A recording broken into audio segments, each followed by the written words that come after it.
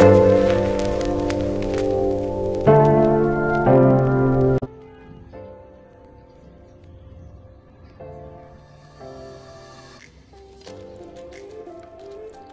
রহমানির রহিম। আসসালামু আলাইকুম প্রিয় দর্শক, কেমন আছেন? আশা করি খুব ভালো আছেন।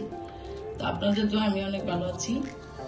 আসুন আমরা আপনাদের জন্য একটা ভর্তা নিয়ে এসেছি। তো ভর্তাটা হচ্ছে বেতরা শাকের ভর্তা।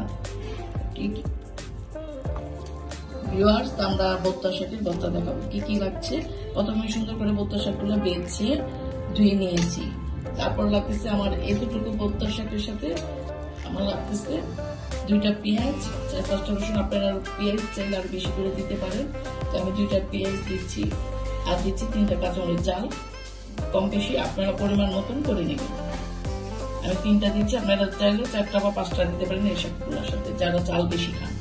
তো আমরা কি করবো, শাকটা প্রথমে সুন্দর করে একটু এভাবে ছিঁড়ে দিব।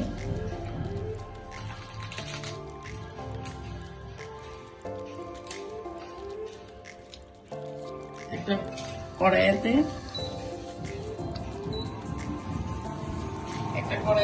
আমরা কিছু পানি দিয়েছি, এটা হালকা করে একটু ভাপ দিয়ে নিব।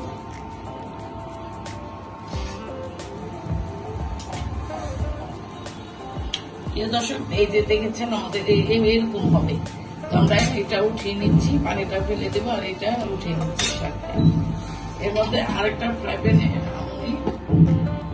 প্রিয় দর্শক, তো আমরা একটা ফ্রাই প্যানে আমি 3টা কাঁচামরিচ আর রসুন গুলো একটু ভেজে নিচ্ছি।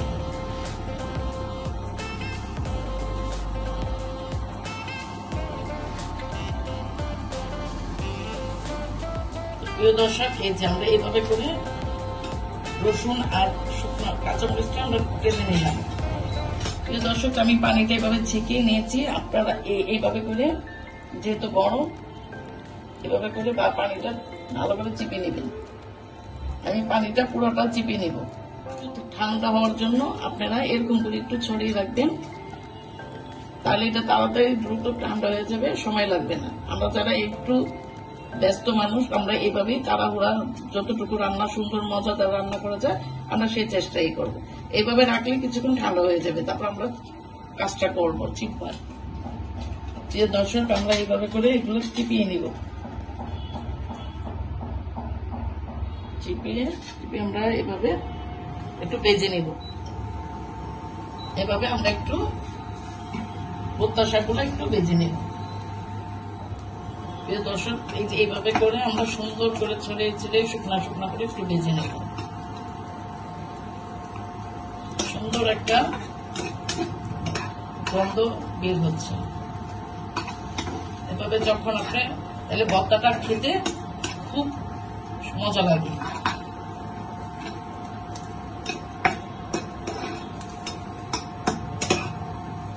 তিন মিনিটের মতন আমরা এইভাবে করে সুন্দর করে ভেজে নিচ্ছি, একটা সুন্দর গ্রানের জন্য, যে ভর্তাটা খেতেও খুব মজা লাগে।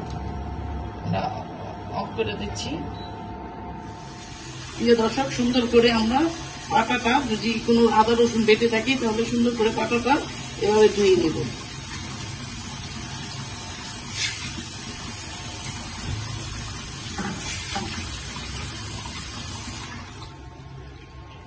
তারপরে আমরা মরিচটা আর রসুনটা বেটে নেব।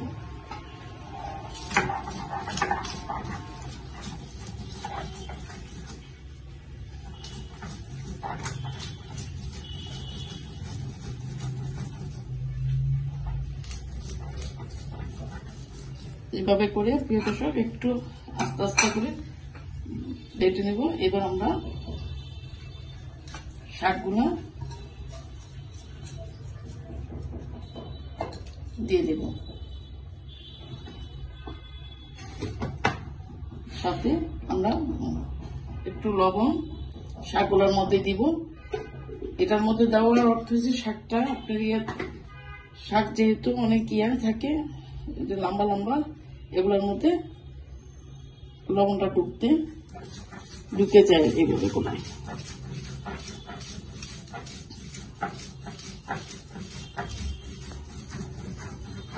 প্রিয় দর্শক, এই ভর্তাটা খুবই মজা লাগে। আপনারা আমার প্রত্যেকটা রান্নায় একটু কষ্ট করে রান্না করে খেয়ে দেখছেন। একদম যেটা আপনারা অনেকে ভর্তা শাক রান্নলে বা যে কোনো একটা শাক রান্নে ওটার আসল যে গ্রানটা ওটা থাকে না। আমার নিয়মে করে রান্না করেন, প্রত্যেকটা তরকারির যেইটা যেই স্বাদ, যেইটা যেই গন্ধ ওইটাই থাকবে। তাই আমার চ্যানেলের পাশে থাকুন, আমার চ্যানেলটিকে সাবস্ক্রাইব করুন। এই ধরনের অর্গানিক ভিডিও পেতে সাবস্ক্রাইব, শেয়ার, লাইক করুন।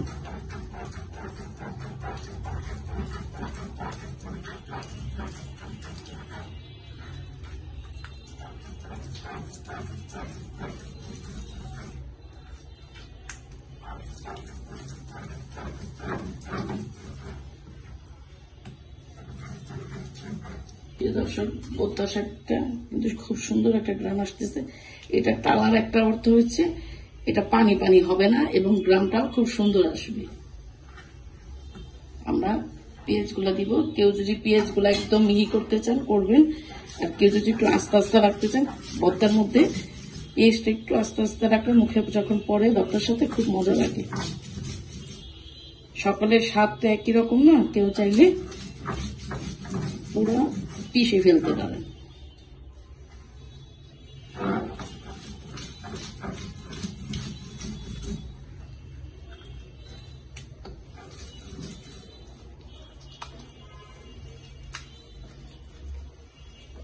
পেঁয়াজগুলো সুন্দর করে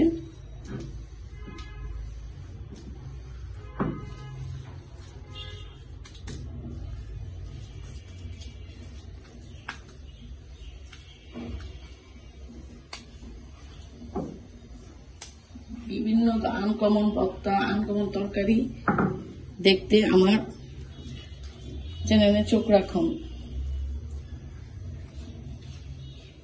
এবং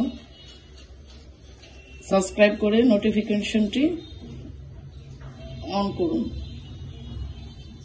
প্রত্যেকটা শাকসবজি নিজস্ব একটা ফ্লেভার বা স্বাদ থাকে, সেই স্বাদটাই ঠিক রাখার জন্য এবং ওইটার ব্র্যান্ডটাই ঠিক রাখার জন্য আমার চ্যানেলটিকে আপনারা সাবস্ক্রাইব করবেন এবং শেয়ার করবেন এবং নোটিফিকেশন বাটনটি ক্লিক করবেন। আর আমি বলবো প্রতিটা রান্না করে আপনারা খাবেন, তাহলে ঠিক গুণগত মান ঠিক থাকবে এবং প্রতিটা তরকারিরই নিজস্ব একটা গন্ধ আছে, সেটা পাবেন। তো অবশ্যই আমি আশা করবো আমার চ্যানেলটির পাশে থাকবেন এবং সাবস্ক্রাইব করবেন আর প্রতিটা রান্নাই করে খাবেন। যেমন কেউ যদি রান্না করে আপনার ভর্তা শাক চলে আসে কিন্তু হেঁচি শাকের গ্রান বা একটা কোনো গ্রানই পাওয়া যায় না, সেই ক্ষেত্রে আপনার আমার চ্যানেলটিকে রান্না করলে আমার মতন করে রান্না করলে ওই গন্ধটা ওই গ্রানটাই পাবেন। আমি আশা করি আপনাদের খুব ভালো লাগবে। তো প্রিয় দর্শক, তো শেষ হয়ে গেছে আমাদের আজকের ভর্তা শাকের ভর্তা। আপনারা এই ধরনের রেসিপি দেখতে আমার চ্যানেলটিকে চোখ রাখবেন। ভালো থাকবেন সকলে এবং FAJN এর পাশে থাকবেন। আল্লাহ হাফেজ।